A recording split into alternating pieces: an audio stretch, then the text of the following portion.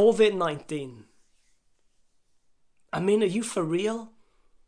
Feels like I'm in some kind of dream state.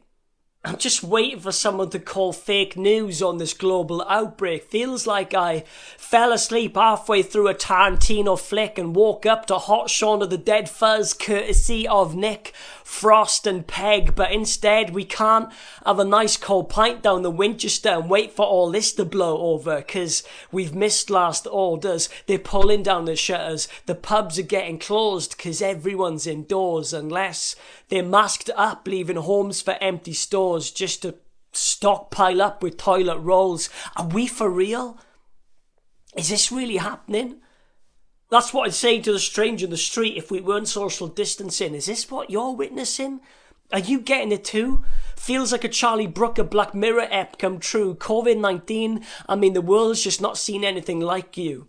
You're spreading quicker than a Nutella on Shrove Tuesday. Your personality's infectious, but not in a good way. I mean, we knew you existed before, like a web page online, like an international headline, but it was not particularly prime in our lives till you decided China was too small an audience size.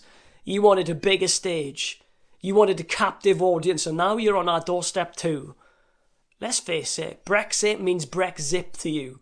Because you don't care who controls our borders. It doesn't faze you. If it's a points-based system or not, it doesn't change you, but you won't beat us. You spread fear, but let me tell you what's going to keep going viral. People's ability to keep on keeping on. May this virus show us we're all connected.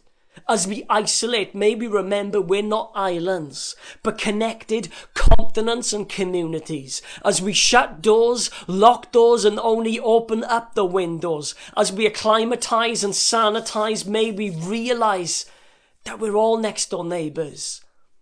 See, Jesus tells us to love your next door neighbours. If that's literal, metaphorical, or even the strangers in the street, in the queues, in the aisles, in the schools, in the beds, from a safe, sanitised distance, let's let love spread.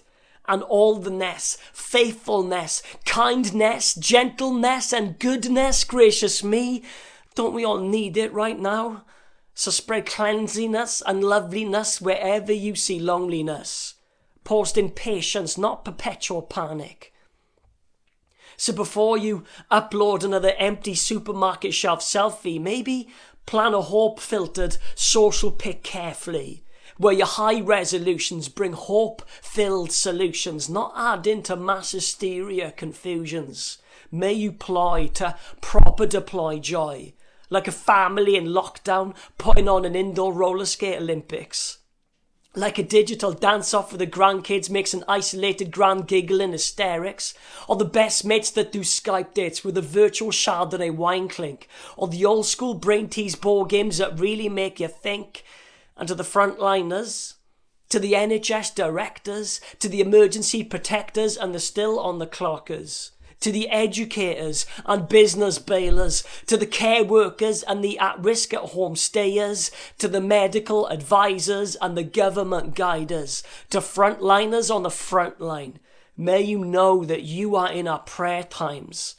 May we mobilise a movement of believers with clasped hands on knees, praying to Jesus, praying for the sick and the vulnerable too. But may we not be all prayers but trousers too, practically living out the prayers just so long as it's safe too. And though it feels like we're all on house arrest, I attest to the Almighty One who's helping me find rest. So stay safe. Keep clean and unload all your anxieties onto Him.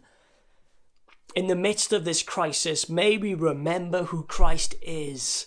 Right now, this pandemic surpasses understanding, but right now, we can know a peace that passes understanding.